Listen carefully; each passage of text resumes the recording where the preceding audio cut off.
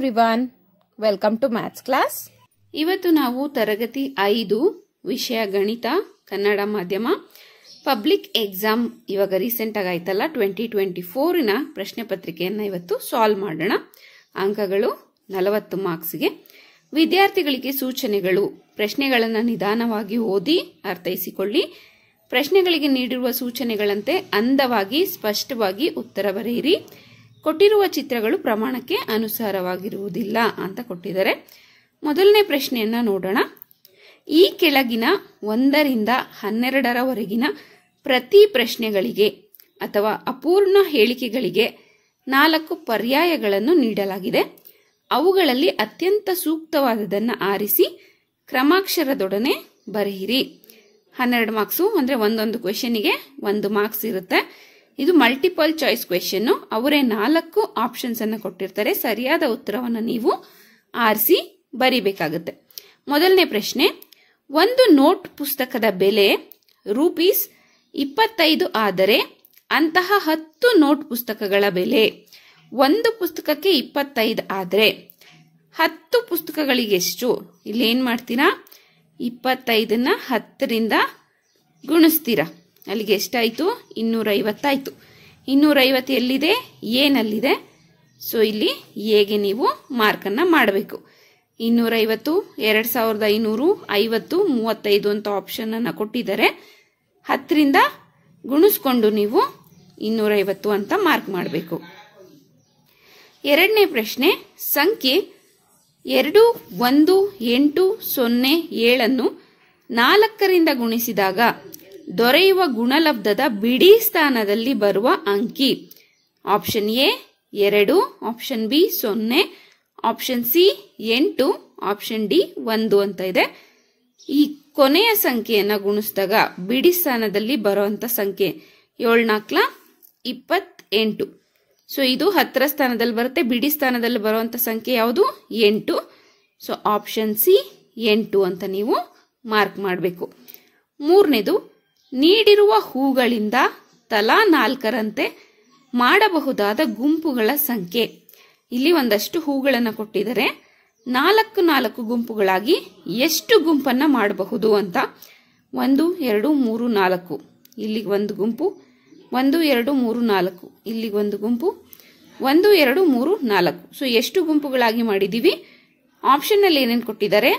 4 3 5 12. So B 3 ಅಂತ ನೀವು mark ಮಾಡಬೇಕು. ನೆಕ್ಸ್ಟ್ 4ನೇ ಪ್ರಶ್ನೆ: 4 ಹಳ್ಳಿಗಳ ಜನಸಂಖ್ಯೆಯನ್ನ ಈ ಕೆಳಗಿನ ಫಲಕಗಳು ಸೂಚಿಸುತ್ತವೆ. 2300ಕ್ಕೆ ಅತಿ ಹತ್ತಿರವಾದ ಜನಸಂಖ್ಯೆಯನ್ನು ಹೊಂದಿರುವ ಹಳ್ಳಿ. ಅಂದ್ರೆ ನಾವಿಲ್ಲಿ ಅಂದಾಜು ಮಾಡಬೇಕು. 2300ಕ್ಕೆ ಅತಿ ಹತ್ತಿರವಾದ ಸಂಖ್ಯೆ ಯಾವುದು ಅಂತ. 2268, 2318, 2368, 2218. ನೋಡಿ, ಇದಕ್ಕೆ ತುಂಬಾನೇ ಆಡ್ ಮಾಡಬೇಕಾಗುತ್ತೆ. 2300 ಆಗಬೇಕು ಅಂದ್ರೆ ಇದನ್ನ ನೋಡಿ 68 ಸಂಖ್ಯೆಯನ್ನ ಕಡಿಮೆ ಮಾಡಬೇಕಾಗುತ್ತೆ. ಇಲ್ಲಿ ನೋಡಿ 18 ಸಂಖ್ಯೆಯನ್ನ ಕಡಿಮೆ ಮಾಡಿದ್ರೆ ಸಾಕು 2300 ಆಗುತ್ತೆ. ಇಲ್ಲಿ 2268 ಇದೆ. ಇದಕ್ಕೆ ನಾವು 32ಅನ್ನ ಸೇರಿಸಬೇಕು. ಸೊ ಕಡಿಮೆ ಇರುವಂತದ್ದು ಯಾವುದು? ಬಿ. ಹಾಗಾಗಿ ಹಳ್ಳಿ ಕ್ಯೂ ನಲ್ಲಿ ಜನಸಂಖ್ಯೆಯನ್ನ ನಾವು ಬೇಗ 2300ಕ್ಕೆ ಹತ್ತಿರವಾಗಿ ಅಂದಾಜನ್ನ ಮಾಡಬಹುದು. 5ನೇದು: 48 ಮತ್ತು 43ರ ನಡುವಿನ ವ್ಯತ್ಯಾಸವನ್ನ ಅಂದಾಜಿಸಲು ಸರಿಯಾದ ವಿಧಾನ. Option A 50 43, option B 48 40, option C 50 45, option D 50 40. ನಾವ್ ಯಾವಾಗ್ಲೂ ಅಂದಾಜು ಮಾಡ್ಬೇಕಾದ್ರೆ ರೌಂಡ್ ಫಿಗರಿಗೆ ಅಂದಾಜು ಮಾಡ್ತೀವಿ ಅಲ್ವಾ? ಸೊ 48 45ಕ್ಕಿಂತ ಜಾಸ್ತಿ ಇರೋದ್ರಿಂದ ಇದನ್ನ 50ಕ್ಕೆ ಅಂದಾಜು ಮಾಡ್ತೀವಿ. 43 45ಕ್ಕಿಂತ ಕಡಿಮೆ ಇರೋದ್ರಿಂದ ಇದನ್ನ 40ಕ್ಕೆ ಅಂದಾಜು ಮಾಡ್ತೀವಿ. ಹಾಗಾಗಿ 50 ಮತ್ತು 40 ಎಲ್ಲಿದೆ? ಆಪ್ಷನ್ ಡಿ ನಲ್ಲಿದೆ. ಹಾಗಾಗಿ ಇದನ್ನ ನೀವು ಮಾರ್ಕ್ ಮಾಡ್ತೀರಾ. 6ನೇ ಪ್ರಶ್ನೆ: ಈ ಕೆಳಗೆ ನೀಡಿರುವ ಚಿತ್ರದಲ್ಲಿ ಛಾಯೀಕೃತ ಭಾಗವು ಸೂಚಿಸುವ ದಶಮಾಂಶ ಭಿನ್ನರಾಶಿ. ಸೊ ಫಸ್ಟ್ ಭಿನ್ನರಾಶಿಗೆ ಬರ್ಕೊಂಡ್ಬಿಟ್ಟು ಆಮೇಲೆ ದಶಮಾಂಶಕ್ಕೆ ನೀವು ಪರಿವರ್ತನೆ ಮಾಡಬೇಕು. 1 2 3 4 5 6 7 8 9 10. 10ರಲ್ಲಿ 4 ಇವರು ಈ ರೀತಿಯಲ್ಲಿ ಶೇಡ್ ಮಾಡಿದ್ದಾರೆ. ಸೊ ಆಪ್ಷನ್ 0.6 ಇದೆ, 0.4 ಇದೆ, 0.5 ಇದೆ, 1.6 ಇದೆ. ಈ 4/10 ನಾವು ದಶಮಾಂಶಕ್ಕೆ ಪರಿವರ್ತಿಸಬೇಕು ಅಂದರೆ 0.4 ಆಗುತ್ತೆ. ಸೊ ಆಪ್ಷನ್ ಬಿ 0.4 ಮಾರ್ಕ್ ಮಾಡಬೇಕು. ಪ್ರಶ್ನೆ 7. ಸಂಖ್ಯೆ 2.45ರಲ್ಲಿ ಪೂರ್ಣಾಂಕ ಭಾಗ option A 2, option B 4, option C 5, option D 0.45 ಅಂತ ಇದೆ. ನೋಡಿ, ಪೂರ್ಣ ಸಂಖ್ಯೆಯನ್ನ ನಾವು ಯಾವಾಗಲೂ ಪಾಯಿಂಟ್ ಇಂದ ಎಡಭಾಗಕ್ಕೆ ಬರಿತೀವಿ, ದಶಮಾಂಶ ಸಂಖ್ಯೆಯನ್ನ ಪಾಯಿಂಟ್ ಇಂದ ಬಲಭಾಗಕ್ಕೆ ಬರಿತೀವಿ. ಸೊ 2 ಅನ್ನೋದು ಪೂರ್ಣಾಂಕ ಭಾಗ, ಹಾಗಾಗಿ ಇದಕ್ಕೆ ನೀವು 2 ಮಾರ್ಕ್ ಮಾಡಬೇಕು. 8ನೇ ಪ್ರಶ್ನೆ. 4705 ಪೈಸೆಗಳನ್ನು ರೂಪಾಯಿಗಳಲ್ಲಿ ಹೀಗೆ ವ್ಯಕ್ತಪಡಿಸಬಹುದು. 4.705 rupees 470.5, option C rupees 47.05, option D rupees 4705. So ಈ 4705 100ರಿಂದ ಭಾಗಿಸ್ಬೇಕು, ಯಾಕಂದ್ರೆ 1 ರೂಪಾಯಿಗೆ 100 ಪೈಸೆ ಅಲ್ವಾ. ಸೊ ಇಲ್ಲಿ ಕೆಳಗಡೆ 100 ಇದ್ರೆ ಮೇಲ್ಗಡೆ ನಾವು 2 ಸಂಖ್ಯೆ ಆದ ಮೇಲೆ ಪಾಯಿಂಟ್ ಅನ್ನ ಇಡಬೇಕು. 47.05 ಎಲ್ಲಿದೆ? ಆಪ್ಷನ್ ಸಿ ನಲ್ಲಿದೆ, ಹಾಗಾಗಿ ನೀವು ಆಪ್ಷನ್ ಸಿ ಅನ್ನ ಮಾರ್ಕ್ ಮಾಡಬೇಕು. 9ನೇ ಪ್ರಶ್ನೆ. ಚಿತ್ರದಲ್ಲಿ ತೋರಿಸಿರುವ ಗಡಿಯಾರವು ಸೂಚಿಸುತ್ತಿರುವ ಸಮಯ. ನೋಡಿ, ಸಣ್ಣ ಸಂಖ್ಯೆಯ ಮುಳ್ಳು ಎಲ್ಲಿದೆ? 11ರಲ್ಲಿದೆ. ದೊಡ್ಡ ಮುಳ್ಳು 3ರಲ್ಲಿದೆ. ಹಾಗಾದ್ರೆ ಈ ಗಡಿಯಾರದಲ್ಲಿ ತೋರಿಸ್ತಾ ಇರುವಂತ ಸಮಯ ಎಷ್ಟು?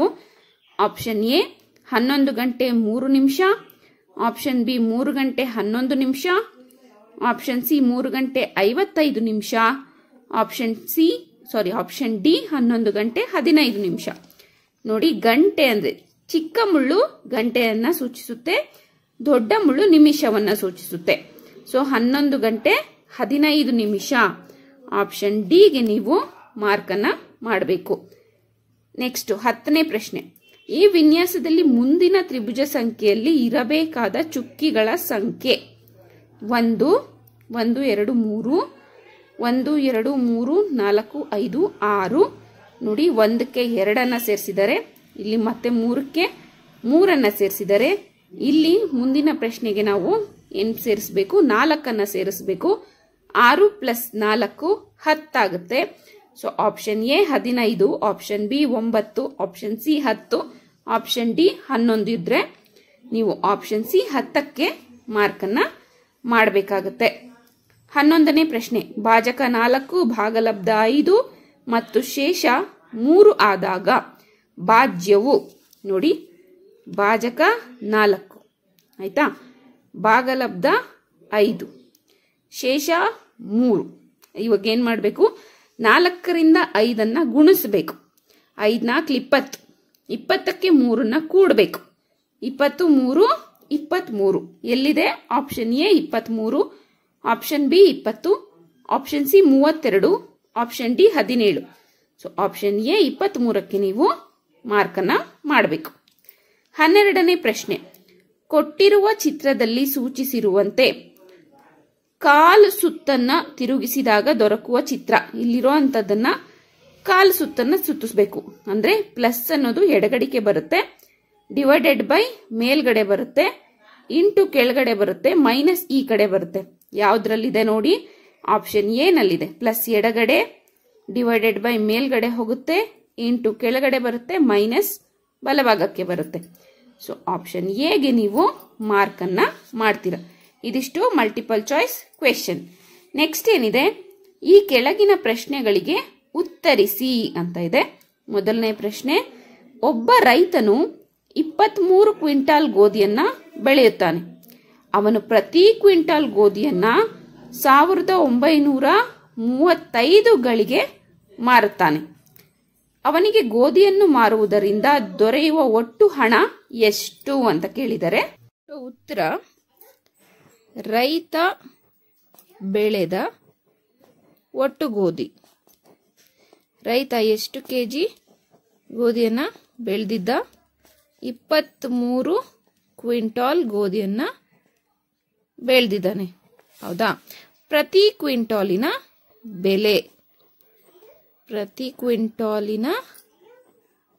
ಬೆಲೆ ಎಷ್ಟು?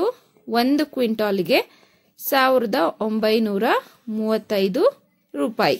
ಹಾಗಾದ್ರೆ ರೈತನಿಗೆ ದೊರೆತ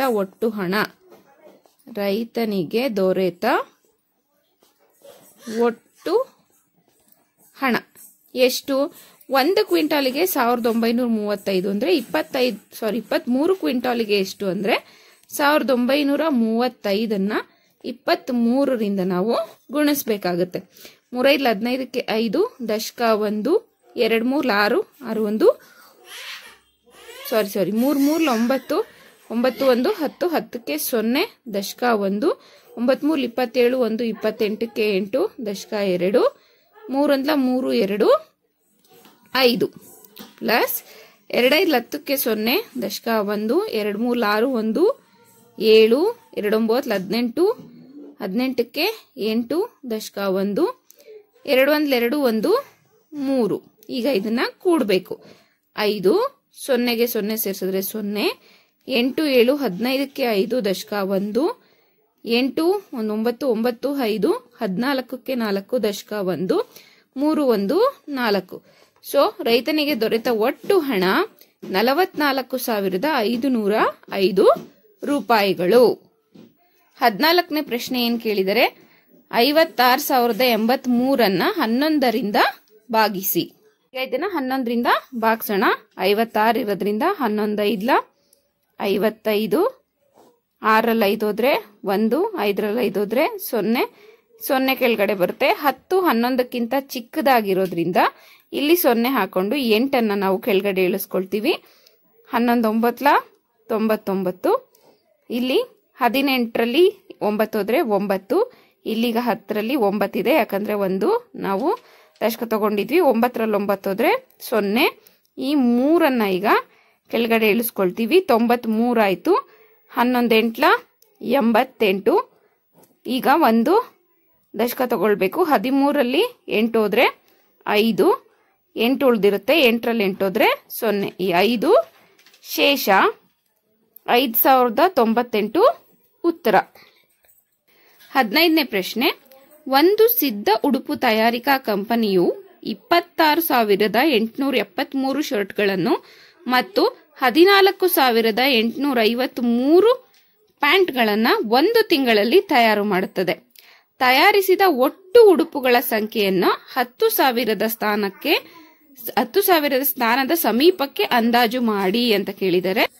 ಸೊ ಶರ್ಟ್ಗಳೆಷ್ಟು? 26,873. ಪ್ಯಾಂಟ್ಗಳು 14,853. ಒಟ್ಟು ತಯಾರಿಸಿದಂತ ಬಟ್ಟೆ ಅಂದ್ರೆ ಫಸ್ಟ್ ನಾವೇನ್ ಮಾಡ್ಬೇಕು, ಇವೆರಡನ್ನು ಕೂಡ್ಕೊಳ್ಬೇಕು. 3 + 3 6, 7 5 12ಕ್ಕೆ 2 ದಶಕ 1, 8 8 16 16 1 17ಕ್ಕೆ 7 ದಶಕ 1, 6 4 10 10 1 11 ದಶಕ 1, 2 1 3 3 1 4. ಒಟ್ಟು 41,726. 10ರ ಸ್ಥಾನಕ್ಕೆ ಅಂದ್ರೆ 10,000ದ ಸ್ಥಾನಕ್ಕೆ ಅಂದಾಜು ಮಾಡಿದಾಗ 10,000ದ ಸ್ಥಾನಕ್ಕೆ ಅಂದಾಜು ಮಾಡಿದಾಗ 10,000 ಅಂದ್ರೆ ನೋಡಿ, ಇದು 41,000 ಅನ್ನೋದು 40,000ಕ್ಕೆ ಹತ್ತಿರ ಇರೋದ್ರಿಂದ 40,000ಕ್ಕೆ ಅಂದಾಜನ್ನ ಮಾಡ್ತೀವಿ. 16ನೇ ಪ್ರಶ್ನೆ. 0.12 ಇದನ್ನ ಸಂಖ್ಯೆಯಲ್ಲಿ ಬರೆದು ಭಿನ್ನರಾಶಿ ರೂಪದಲ್ಲಿ ವ್ಯಕ್ತಪಡಿಸಿ. 0.12 ಇದನ್ನ ಸಂಖ್ಯೆ ರೂಪದಲ್ಲಿ ಯಾವ ರೀತಿ ಬರೀತೀರಾ? 0.12 ಈ ರೀತಿನಲ್ಲಿ ಬರೀತೀರಾ. ಭಿನ್ನ ರಾಶಿಯಲ್ಲಿ ವ್ಯಕ್ತಪಡಿಸಿ ಅಂದ್ರೆ 2 ಸಂಖ್ಯೆ ಆದ ಮೇಲೆ ಇಲ್ಲಿ ಪಾಯಿಂಟ್ ಬಂದಿರೋದ್ರಿಂದ 12/100 ಅಂತ ಬರಿಬೇಕು. 12/100. 17ನೇ ಪ್ರಶ್ನೆ. ನೀಡಿರುವ ರಶೀತಿಯಲ್ಲಿ ಎ, ಬಿ ಮತ್ತು ಸಿ ಗಳ ಬೆಲೆ ಕಂಡುಹಿಡಿಯಿರಿ.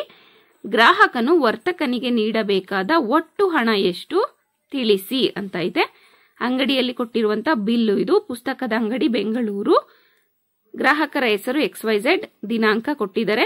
ವಿವರಗಳು: ಪುಸ್ತಕಗಳು, ಪೆನ್ಸಿಲ್ಗಳು, ಪೆನ್ನುಗಳು. ಪ್ರಮಾಣ ಅಂದ್ರೆ ಎಷ್ಟೆಷ್ಟನ್ನ ತಗೊಂಡಿರ್ತಾರೆ ಅಂತ.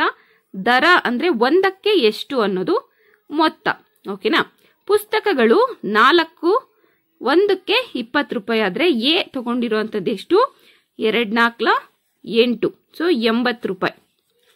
ನೆಕ್ಸ್ಟ್ ಪೆನ್ಸಿಲ್ಗಳು ಒಂದಕ್ಕೆ 6ರಂತೆ 5 ಪೆನ್ಸಿಲ್ ತಗೊಂಡಿದ್ದಾರೆ. 6 5 30. ಅದೇ ರೀತಿನಲ್ಲಿ ಪೆನ್ನುಗಳು 6 ಪೆನ್ನನ್ನು ತಗೊಂಡಿದ್ದಾರೆ. 15 15 6 90. ಸೊ ಒಟ್ಟು ಅಂತಂದ್ರೆ ಇವಷ್ಟು ನಾವೇನ್ ಮಾಡಬೇಕು? ಕೂಡಬೇಕು. 8 3 11 11 9 20. ಟೋಟಲ್ 200 ರೂಪಾಯಿಗಳು. ಅಕ್ಷರಗಳಲ್ಲಿ ಮೊತ್ತ ಅಂತಂದ್ರೆ 200 ರೂಪಾಯಿಗಳು ಅಂತ ಬರಿಬೇಕು. ಗೊತ್ತಾಯ್ತಾ? ಇಲ್ಲಿ ವರ್ತಕರ ಸಹಿ ಅಂದ್ರೆ ಅವರ ಸೈನ್ ಅನ್ನ ಹಾಕ್ತಾರೆ. 18ನೇ ಪ್ರಶ್ನೆ. ಒಂದು ಎಕ್ಸ್ಪ್ರೆಸ್ ರೈಲು ನಿಲ್ದಾಣ ಎ ನಿಂದ 8 ಗಂಟೆ 40 ನಿಮಿಷಕ್ಕೆ ಹೊರಟು ನಿಲ್ದಾಣ ಬಿ ಅನ್ನ 13 ಗಂಟೆ 10 ನಿಮಿಷಕ್ಕೆ ತಲುಪುತ್ತೆ. ಹಾಗಾದ್ರೆ ನಿಲ್ದಾಣ ಎ ನಿಂದ ಬಿ ತಲುಪಲು ರೈಲು ತೆಗೆದುಕೊಂಡ ಒಟ್ಟು ಸಮಯ ಎಷ್ಟು ಅಂತ ಕೇಳಿದರೆ, ಸೊ ರೈಲು ಹೊರಟ ಸಮಯ 8 ಗಂಟೆ 40 ನಿಮಿಷ. ರೈಲು ತಲುಪಿದ ಸಮಯ 13 ಗಂಟೆ 10 ನಿಮಿಷ. ಸೊ ರೈಲು ಎ ನಿಂದ ಬಿಗೆ ತಲುಪಲು ತೆಗೆದುಕೊಂಡ ಸಮಯ ಎಷ್ಟು ಅಂತಂದ್ರೆ 40 + 10 ಅದು 50 ನಿಮಿಷ ಆಗುತ್ತೆ. ಇಲ್ಲಿ 8 ಗಂಟೆಯಿಂದ ಹೊರಟು 13 ಗಂಟೆಗೆ ತಲುಪಿದೆ ಅಂತಂದ್ರೆ 8ರಿಂದ ನಾವು 13ವರೆಗೂ ಕೌಂಟ್ ಮಾಡ್ಕೊಳ್ಬೇಕು. 9 10 11 12 13 ಅಂದ್ರೆ ಎಷ್ಟಾಯ್ತು? 5 ಗಂಟೆ ಆಯ್ತು. ಸೊ 5 ಗಂಟೆ 50 ನಿಮಿಷಕ್ಕೆ ಅದು ಎ ನಿಂದ ಬಿ ಅನ್ನ ತಲುಪಲು ತೆಗೆದುಕೊಂಡಂತ ಸಮಯ. 19ನೇ ಪ್ರಶ್ನೆ. ಈ ಕೆಳಗೆ ನೀಡಿರುವ ರೇಖಾಕೃತಿಗಳಿಗೆ ಸಮಮಿತಿ ಅಕ್ಷಗಳನ್ನು ಎಳೆಯಿರಿ ಮತ್ತು ಪ್ರತಿ ಚಿತ್ರಕ್ಕೆ ಎಳೆಯಬಹುದಾದ ಸಮಮಿತಿ ಅಕ್ಷಗಳ ಸಂಖ್ಯೆ ಬರೆಯಿರಿ. ನೋಡಿ, ಇದು ಆಯತ. ಸಮಮಿತಿ ಎಷ್ಟು? ಇದನ್ನ ಅಡ್ಡಡ್ಡವಾಗಿ ಕೂಡ ಅರ್ಧವನ್ನ ಮಾಡಬಹುದು, ಉದ್ದುದ್ದವಾಗಿ ಕೂಡ ಅರ್ಧವನ್ನ ಮಾಡಬಹುದು. ಹಾಗಾಗಿ 2 ಸಮಮಿತಿ ಅಕ್ಷವನ್ನ ಎಳಿಬೇಕು. ಸೊ ಅಡ್ಡವಾಗಿ ಉದ್ದವಾಗಿ 2 ಸಮಮಿತಿ ಅಕ್ಷ. ಚೌಕಕ್ಕೆ ನೋಡಿ, ಅಡ್ಡವಾಗಿ 1, ಉದ್ದವಾಗಿ 1, ಹಾಗೆ ಈ ರೀತಿ ಕರ್ಣಗಳ ರೀತಿನಲ್ಲಿ ಹಾಕಿದ್ರೆ ಇದಕ್ಕೆ 4 ಸಮಮಿತಿ ಅಕ್ಷಗಳನ್ನು ಎಳಿಬಹುದು. ಇದಕ್ಕೆ 2 ಸಮಮಿತಿ ಅಕ್ಷಗಳನ್ನ ಎಳಿಬಹುದು. ನೆಕ್ಸ್ಟ್, ನೀಡಿರುವ ಜಾಲಾಕೃತಿಯಿಂದ ಉಂಟಾಗುವ ಘನಾಕೃತಿಗಳ ಹೆಸರನ್ನ ತಿಳಿಸಿ. ನೋಡಿ, ಇದು ಈ ರೀತಿನಲ್ಲಿದೆ. ಮೇಲ್ಗಡೆ ಒಂದು ಸರ್ಕಲ್, ಕೆಳಗಡೆ ಒಂದು ಸರ್ಕಲ್ ಇರೋದ್ರಿಂದ ಇದು ಸಿಲಿಂಡರ್ ಆಗುತ್ತೆ. ಇದು ಸಿಲಿಂಡರ್. ಇಲ್ಲಿ ಈ ರೀತಿನಲ್ಲಿ ಇರೋದ್ರಿಂದ ಇದು ಆಯತ ಘನ. ಇಲ್ಲಿ ಈ ಜಾಲಾಕೃತಿಯಿಂದ ನಮಗೆ ದೊರೆಯುವಂತ ಚಿತ್ರ ಆಯತ ಘನ. 21ನೇ ಪ್ರಶ್ನೆ. ನೀಡಿರುವ ಘನಾಕೃತಿಯ ಮುಂಭಾಗದ ನೋಟ, ಪಾರ್ಶ್ವ ನೋಟ ಮತ್ತು ಮೇಲ್ಭಾಗದ ನೋಟಗಳನ್ನ ಬರೆಯಿರಿ ಅಂತ ಕೊಟ್ಟಿದ್ದಾರೆ. ಕೊಟ್ಟಿರುವಂತ ಚಿತ್ರ ಶಂಕು. ಇದರಲ್ಲಿ ಮುಂಭಾಗದಲ್ಲಿ ಇದನ್ನ ನೋಡೋದಕ್ಕೆ ಯಾವ ರೀತಿ ಕಾಣಿಸುತ್ತೆ?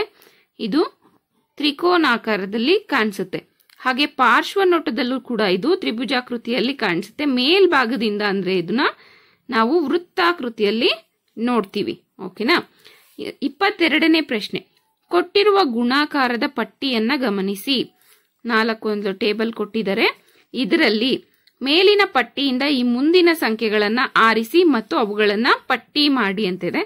ತ್ರಿಭುಜ ಸಂಖ್ಯೆ ಅಂತ ಕೇಳಿದರೆ, ಸೊ ಕೊಟ್ಟಿರುವಂತ ಟೇಬಲ್ ನಲ್ಲಿ ತ್ರಿಭುಜ ಸಂಖ್ಯೆಗಳು ಯಾವ್ಯಾವುದು ಅಂತ ಇಲ್ಲಿ 1 3 6 10 ತ್ರಿಭುಜ ಸಂಖ್ಯೆಗಳು ಅಂತ ನಮಗೆ ಗೊತ್ತಿದೆ. ನೆಕ್ಸ್ಟ್ 6ಕ್ಕೆ 4 ಸೇರಿಸಿದ್ರೆ 10, 10ಕ್ಕೆ 5 ಸೇರಿಸಿದ್ರೆ 15, 15ಕ್ಕೆ 6 ಸೇರಿಸಿದ್ರೆ 21, 21ಕ್ಕೆ 7 ಸೇರಿಸಿದ್ರೆ 28. ನೋಡಿ, ಇಲ್ಲಿ ಕೊಟ್ಟಿರುವಂತ ಟೇಬಲ್ ನಲ್ಲಿ 28 ಒಂದಿದೆ. ಸೊ 28 ತ್ರಿಭುಜ ಸಂಖ್ಯೆ. ಹಾಗೆ 28ಕ್ಕೆ 8 ಸೇರಿಸಿದ್ರೆ 36 ಆಗುತ್ತೆ. 36 ಕೂಡ ಒಂದು ತ್ರಿಭುಜ ಸಂಖ್ಯೆ. ನೆಕ್ಸ್ಟ್ ಏನ್ ಕೇಳಿದರೆ, ಪೂರ್ಣ ವರ್ಗ ಸಂಖ್ಯೆಗಳನ್ನ ಪಟ್ಟಿ ಮಾಡಿ ಅಂತ ಕೇಳಿದರೆ. ಸೊ ಪೂರ್ಣ ವರ್ಗ ಸಂಖ್ಯೆ ಅಂದ್ರೆ ಒಂದು ಸಂಖ್ಯೆಯನ್ನ 2 ಸಲ ಗುಣಿಸಿದ್ರೆ ಬರುವಂತ ಸಂಖ್ಯೆಗಳನ್ನ ಪೂರ್ಣ ವರ್ಗ ಸಂಖ್ಯೆ ಅಂತ ಕರಿತೀವಿ. ಇಲ್ಲಿ 2 2 4, ಹಾಗೆ 4 4 16, ಇನ್ನ ನೆಕ್ಸ್ಟ್ 36, 6 6 36 ಇವು ಪೂರ್ಣ ವರ್ಗ ಸಂಖ್ಯೆಗಳು. ನೆಕ್ಸ್ಟ್ 3ನೇ ಪ್ರಶ್ನೆ, ಈ ಕೆಳಗಿನ ಪ್ರಶ್ನೆಗಳಿಗೆ ಉತ್ತರಿಸಿ ಅಂತ ಇದೆ. 23ನೇ ಪ್ರಶ್ನೆ, ಕಿತ್ತಳೆಯ ತೋಟದಲ್ಲಿ 82 ಕಿತ್ತಳೆ ಗಿಡಗಳಿವೆ. ಒಬ್ಬ ರೈತನು ಪ್ರತಿಯೊಂದು ಗಿಡದಿಂದ 60 ಕಿತ್ತಳೆ ಹಣ್ಣುಗಳನ್ನು ಕೀಳುತ್ತಾನೆ. ಅವುಗಳನ್ನು ಪ್ರತಿ ಪೆಟ್ಟಿಗೆಯಲ್ಲಿ 1 ಡಜನ್ ಹಣ್ಣುಗಳಿರುವಂತೆ ತುಂಬುತ್ತಾನೆ. ಈ ಎಲ್ಲಾ ಹಣ್ಣುಗಳನ್ನು ತುಂಬಲು ಎಷ್ಟು ಪೆಟ್ಟಿಗೆಗಳು ಬೇಕಾಗುತ್ತವೆ? ಸೊ ಕಿತ್ತಳೆ ಹಣ್ಣುಗಳ ಗಿಡಗಳ ಸಂಖ್ಯೆ ಎಷ್ಟಿದೆ? 82 ಇದೆ. ಪ್ರತಿ ಗಿಡದಿಂದ ಕೀಳುವ ಹಣ್ಣುಗಳ ಸಂಖ್ಯೆ 60. ಸೊ ಒಟ್ಟು ಹಣ್ಣುಗಳು ಅಂದ್ರೆ 82ಅನ್ನ 60ರಿಂದ ಗುಣಿಸಬೇಕು. 2×12 2 ದಶಕ 1 8 48 1 49 4920 ಹಣ್ಣುಗಳಿದಾವೆ ಟೋಟಲ್. ಒಂದೊಂದು ಪೆಟ್ಟಿಗೆಯಲ್ಲಿ 1 ಡಜನ್ ಹಣ್ಣುಗಳು ಅಂತ ಇದೆ. ಸೊ 1 ಡಜನ್ ಅಂತಂದ್ರೆ ಎಷ್ಟು? 12 ಹಣ್ಣುಗಳು ಒಂದು ಪೆಟ್ಟಿಗೆಯಲ್ಲಿ ಇರುವಂತೆ. ಸೊ ಎಷ್ಟು ಅಂತಂದ್ರೆ ಈಗ ಏನ್ ಮಾಡ್ಬೇಕು? 12ರಿಂದ ಇದನ್ನ ಭಾಗಿಸ್ಬೇಕು. 4920ಅನ್ನ 12ರಿಂದ ಭಾಗಿಸ್ಬೇಕು. 12 4 48, 9ರಲ್ಲಿ 8 ಹೋದ್ರೆ 1, 4ರಲ್ಲಿ 4 ಹೋದ್ರೆ 0, ಈ 2 ಕೆಳಗಡೆ ಬರುತ್ತೆ. 12 12. ಸೊ ಇಲ್ಲಿಗ ಈ 0 ಇರ್ಲಿ, ಇದ್ರ ಪಕ್ಕದಲ್ಲಿ ನಾವು 0ಯನ್ನ ಹಾಕೊಳ್ಬಹುದು. 410 ಪೆಟ್ಟಿಗೆಗಳು ಬೇಕಾಗುತ್ತದೆ. ಅರ್ಥ ಆಯ್ತಾ? 24ನೇ ಪ್ರಶ್ನೆ, ನೀಡಿರುವ ಚಿತ್ರ ಗಮನಿಸಿ. ತರಕಾರಿಗಳ ತೂಕ ಎಷ್ಟು ಅಂತ ಇದೆ ನೋಡಿ. ಇಲ್ಲಿ 1 ಕೆಜಿ ಕೊಟ್ಟಿದ್ದಾರೆ. ತರಕಾರಿಗಳು 100 ಗ್ರಾಂ 200 ಗ್ರಾಂ ಅಂತ. ಸೊ ಒಟ್ಟು 1 KG plus 100 gram plus 200 gram ಅಂತ. ಕೆಜಿ ಹಂಗೆ ಇದೆ, ಇವೆರಡು ಗ್ರಾಮ್ ಅಲ್ಲಿರೋದ್ರಿಂದ ಸೆಪರೇಟ್ ಆಗಿ ನಾವು ಕೂಡ್ಕೊಳ್ಬೇಕಾಗುತ್ತೆ. ಒಟ್ಟು ತರಕಾರಿಗಳ ತೂಕ 1 KG 100 plus 200 300 gram. 1 KG 300 gram ಆಗುತ್ತೆ. ಕಡೆ ಪ್ರಶ್ನೆ, ಈ ಬಾಟಲಿಯಲ್ಲಿ 1 ಲೀಟರ್ ಎಣ್ಣೆ ಇದೆ. ಎಣ್ಣೆಯನ್ನು 250 ml ನ ಗ್ಲಾಸ್ಗಳಿಗೆ ತುಂಬಬೇಕಾಗಿದೆ. ಎಷ್ಟು ಗ್ಲಾಸ್ಗಳು ಬೇಕಾಗುತ್ತವೆ ಅಂತ. 1 ಲೀಟರ್ ಎಣ್ಣೆಯಲ್ಲಿರೋದನ್ನ ನಾವು 250 ml ನ ಎಷ್ಟು ಗ್ಲಾಸ್ಗಳಿಗೆ ತುಂಬಬಹುದು ಅಂತ. ಸೊ 1 ಲೀಟರ್ ಅಂದ್ರೆ 1000 ಮಿಲಿಲೀಟರ್ ಆಗುತ್ತೆ. 250 ಮಿಲಿಲೀಟರ್ನಂತೆ ಎಷ್ಟು ನಾವು ಲೋಟಗಳಿಗೆ ತುಂಬಿಸಬಹುದು ಅಂತಂದ್ರೆ 10 10 ಕ್ಯಾನ್ಸಲ್ ಆಗುತ್ತೆ. 25ರಿಂದ 100ಅನ್ನ ನೀವು ಭಾಗಿಸಿದ್ರೆ 25 4 100. ಹಾಗಾಗಿ 4 ಗ್ಲಾಸ್ಗಳಿಗೆ ನೀವು ಎಣ್ಣೆಯನ್ನ ತುಂಬಿಸಬಹುದು. ಇದಿಷ್ಟು 5ನೇ ತರಗತಿಯ ಪಬ್ಲಿಕ್ ಎಕ್ಸಾಮಿನ ಕ್ವೆಶ್ಚನ್ ಪೇಪರ್ ಅನ್ನ ನಾವಿಲ್ಲಿ ಸಾಲ್ವ್ ಮಾಡಿದೀವಿ. ಏನಾದ್ರೂ ಡೌಟ್ ಇದ್ರೆ ಕಮೆಂಟ್ ಮಾಡಿ, ನಾವು ಅದನ್ನ ಸಾಲ್ವ್ ಮಾಡ್ತೀವಿ ಅಂತ ಹೇಳ್ತಾ, see you in the next class. Thank you so much. For more videos, subscribe to my channel.